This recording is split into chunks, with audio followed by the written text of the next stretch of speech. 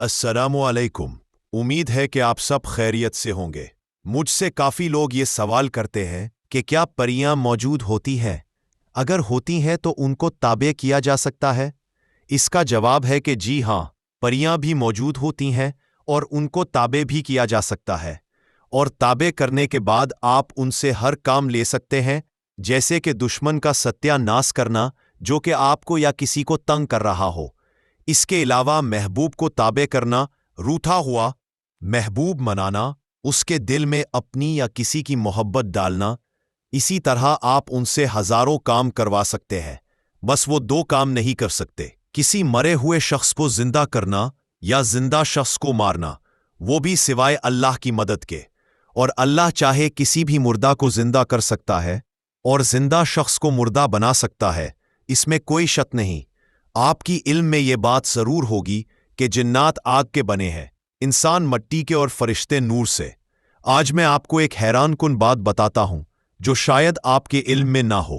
आपने बाज आमिलीन के मन से ये अल्फाज सुने होंगे कि हम अपना हर काम माकलात की मदद से करते हैं, जो कि बिल्कुल गलत है। मुवक्किल का माना फरिश्ता होता है और फरिश्ते कभी किसी के गुलाम नहीं होते सिवाय अल्लाह के। इंसान सिर्फ जिन्नात को गुलाम बना सकता है, ताबे करके इनसे जो चाहे काम करवाया जा सकता है। अब आते हैं असल मुद्दे पर, क्या परियां वाकई मौजूद है? जी हाँ, है, और मैं कुरान पाक से इसकी दलील पेश करूंगा। कुरान में जिन्नात का जिक्र जरूर है और इसमें कोई शक नहीं कि जिन्नात हैं।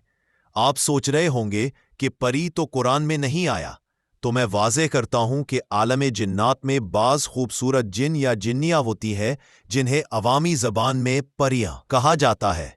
आज मैं आपको खूबसूरत जिन्नात की हाजिरी का अमल बताऊंगा, जिसे परियों वाला अमल कहते हैं।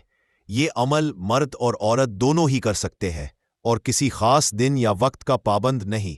अब गौर से सुनिए और समझकर अमल कीजिए।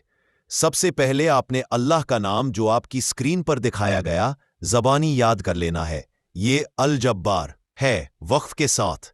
अगर बगैर वक्फ के पढ़ा जाए तो अल जब्बारो हो जाएगा। ज़बानी याद करने के बाद अमल शुरू करें। किसी भी रात जब आपके इर्द गिर्द अंधेरा छा जाए, तन्हाई में एक कमरे में दरवाज़ा बंद करके बैठ जाए, यानी अमल के दौरान कोई और मौजूद ना हो। फिर कोने में बैठकर सबसे पहले 3 दफ़ा आयतुल कुर्सी पढ़ें, इसके बाद 3 दफ़ा दुरूद इब्राहिमी पढ़ें, फिर अल्लाह का नाम अल जब्बार 300 दफ़ा ज़बानी पढ़ें, देख कर नहीं, याद होकर। ये मुख्तसर नाम आसानी से याद हो जाएगा। जब आप 300 दफ़े मुकम्मल करें, फौरन रुकें और 2-3 मिनट इंतज़ार करें।